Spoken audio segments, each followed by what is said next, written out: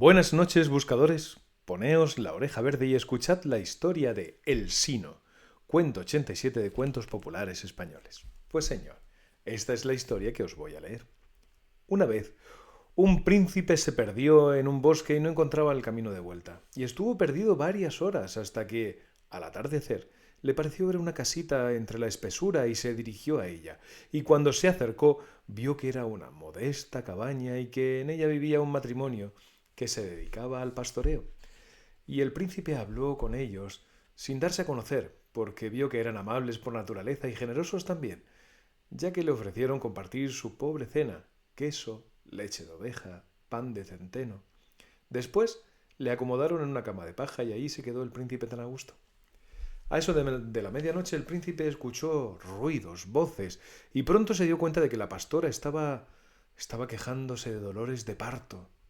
Siguió despierto un rato y en esto que oyó el llanto de una criatura y luego la voz del marido que decía: «Es niña, es una niña, es la niña más guapa de todas las flores de este bosque». Y en aquel lugar se tenía por costumbre leer el sino de las criaturas en el momento en el que acababan de nacer, de manera que el pastor leyó en voz alta el sino de su hija. Y el sino decía que al llegar a la edad de 15 años, la niña se casaría con un príncipe que en aquel momento estaba acostado en una cama de paja. El príncipe oyó la lectura y se dijo: «El sí no se refiere a mí, de eso no hay duda, pero yo evitaré mi matrimonio con la hija de estos pastores». Los padres estaban tan contentos con el sino, aunque no se lo acababan de creer, pues no sabían que aquel a quien había dado lecho era un príncipe. Justo antes del amanecer, cuando aún dormían todos, el príncipe se levantó sigilosamente, cogió a la niña sin que la vieran, tomó su caballo y la metió en lo profundo del bosque y dejó a la niña colgada en una rama de un nogal. El príncipe estaba viviendo en el castillo de unos tíos suyos, y los tíos, al ver que el sobrino no volvía, determinaron salir a buscarle, y en eso estaban, batiendo el bosque, cuando oyeron llorar a una criatura.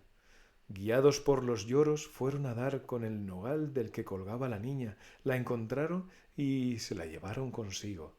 Volvieron al castillo y lo primero que hicieron fue bautizarla, y para ello le buscaron el nombre de María. Y como la habían encontrado colgada de un nogal, la llamaron María la del Nogal. Y entre tanto el príncipe había conseguido salir al otro extremo del bosque y había vuelto al castillo de su padre, desde donde mandó recado a sus tíos de que se encontraba bien y a salvo. Y al cabo de unos años el príncipe volvió al castillo de sus tíos durante la temporada de caza, y estando en él vio a la niña y le llamó la atención su apellido. Así que preguntó la causa por la que conocían a la niña con el nombre de María la del Nogal, y entonces sus tíos, que querían mucho a la niña, le explicaron cómo y dónde la habían encontrado.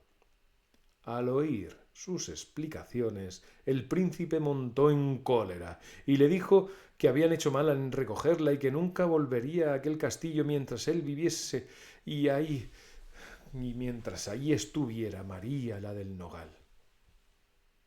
En realidad el príncipe estaba preocupado y asustado, pensando que podría cumplirse el sino que el pastor había leído la noche del nacimiento.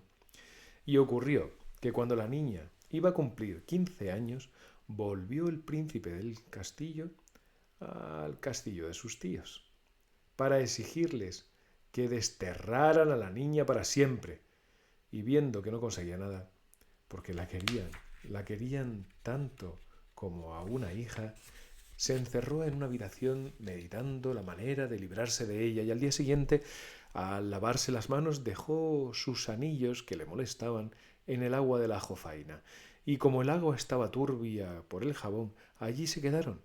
Y luego María fue a limpiar la habitación del príncipe y claro, al ver que el agua sucia estaba en la jofaina, la tiró por la ventana y esa ventana, el agua daba al mar.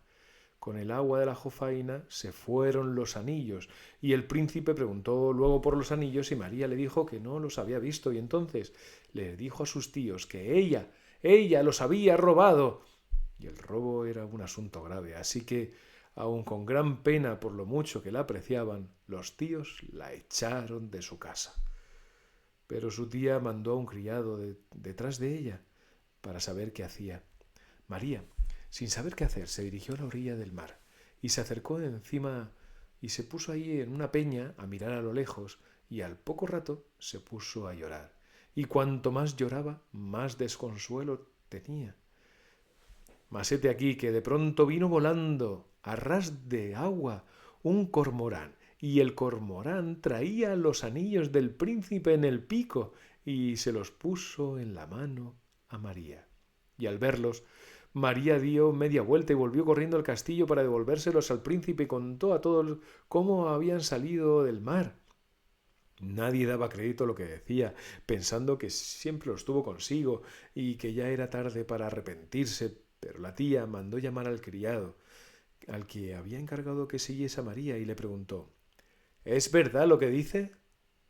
Es verdad que yo lo vi, contestó el criado. Y entonces el príncipe comprendió que no podría librarse del sino que le perseguía, y se casó con María la del Nogal, y nunca se supo si este matrimonio ha sido feliz. Y colorín colorado, esta historia ha terminado.